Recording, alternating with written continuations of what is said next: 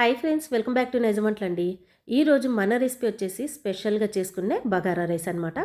ఈ బగారా రైస్ అది కూడా హెల్దీగా మనం ప్రిపేర్ చేయబోతున్నాము.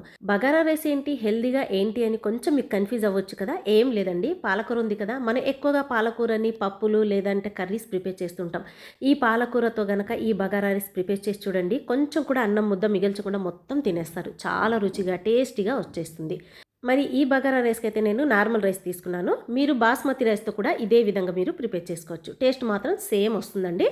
ముందుగా ఆయిల్ని యాడ్ చేసుకున్న తర్వాత ఇందులో దాల్చిన చెక్క, లవంగాలు, దీంతో పాటు యాలకులు ఈ మూడింటిని తీసుకోవాలి. దీంతో పాటు ఆనియన్ కూడా ఇందులోనే యాడ్ చేసేసుకోండి. ఈ ఉల్లిపాయలు వచ్చేసి కొంచెం కలర్ చేంజ్ అయ్యేంత వరకు మనం ఫ్రై చేసేసుకున్న తర్వాత ఇందులో వెజిటేబుల్స్ని యాడ్ చేసేసుకుందాం. మామూలుగా అయితే ఈ బగారా రైస్లో పాలకూరని మనం గ్రైండ్ చేసి మెత్తగా ఇందులోకి తీసుకోవాలి. కానీ అలా చేస్తే గ్రీన్ కలర్లో పలావ్ వచ్చేసి కనిపిస్తుంది. సో అలా తినడానికి మనకి ఇబ్బందిగా కూడా కనిపిస్తుంది కదా. అలా చేయకుండా ఈ విధంగా వెజిటేబుల్స్ అంటే బీన్స్, క్యారెట్ ఇలా యాడ్ చేసుకొని మీరు ప్రిపేర్ చేస్తే రుచి చాలా బాగా వస్తుంది. ఉల్లిపాయలు కొంచెం కలర్ చేంజ్ అయిన తర్వాత క్యారెట్, బీన్స్ దీంతో పాటు టమాటాని యాడ్ చేసేసుకోండి. ఇప్పుడు ఇందులోనే పెరుగు వచ్చేసి హాఫ్ కప్ తీసుకోవాలి. పెరుగు యాడ్ చేస్తే రుచి చాలా బాగా వస్తుంది. ఇందులో కారం పొడి 1 టేబుల్ స్పూన్, దీంతో పాటు ఉప్పు తీసుకోవాలి. వీటిని మనం ఈ విధంగా మిక్స్ చేసుకుంటూ ఇందులోనే కొత్తిమీర, పుదీనాను కూడా యాడ్ చేసుకోండి. మంచి రుచి అనేది వస్తుంది. ఇందులోనే మనం సన్నగా తరిగి పెట్టుకున్నటువంటి పాలకూరను కూడా ఇందులోనే యాడ్ చేసుకుని నేనైతే 2 కట్టలే తీసుకున్నాను. మీరు ఎన్నైనా యాడ్ చేసుకోవచ్చు. మామూలుగా అయితే బగారా రైస్లో అయితే 1 కేజీకి అయితే 3 కట్టలు తీసుకుంటే సరిపోతుంది పాలకూర వచ్చేసి.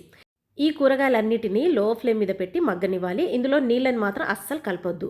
ఆ ఉన్న నీళ్ళతోనే ఇవి మెత్తగా మగ్గిపోయి ఇక్కడ ఎర్రగా చూడండి, ఆయిల్ మొత్తం ఎర్రగా పైకి వచ్చిన తర్వాత ఇప్పుడు ఇందులో మెజర్మెంట్ వాటర్ని తీసుకోవాలి.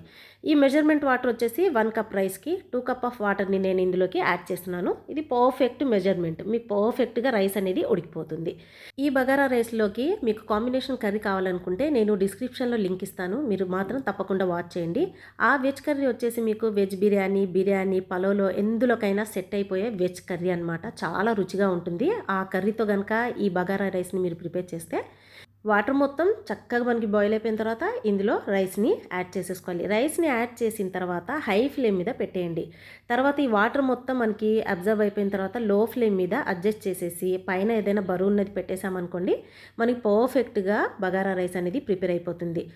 మామూలుగా చెప్పాలంటే ఆకుకూరలు అంటే చాలు ఎవరికైనా కొంచెం బోర్ అనేది కొట్టేస్తుంది. అలా చేయకుండా మీరు ఇలా డిఫరెంట్గా మీరు ప్రిపేర్ చేసి ఇచ్చారనుకోండి, పిల్లల నుంచి పెద్దవాళ్ళ దాకా ఇష్టంగా తినేస్తారండి. చాలా రుచిగా టేస్టీగా ఉంటుంది. చూసారు కదా బగారా రైస్ ఎంత పర్ఫెక్ట్గా కలర్ఫుల్గా కనిపిస్తుందో. సో ఇందులో పాలకూరతో ప్యూరీని యాడ్ చేయకుండా నేను చెప్పినట్టు ట్రై చేయండి. డెఫినెట్గా మీకు నచ్చుతుంది. చూసారు కదా ఫ్రెండ్స్, మరి ఈసారి మీరు కనుక బగారా రైస్ ప్రిపేర్ చేసినట్లయితే ఇలా హెల్దీగా ప్రిపేర్ చేసేయండి. అందరికీ నచ్చుతుంది. మరి ఈ వీడియో నచ్చినట్లయితే తప్పకుండా లైక్ చేసి సబ్స్క్రైబ్ చేయడం మర్చిపోకండి.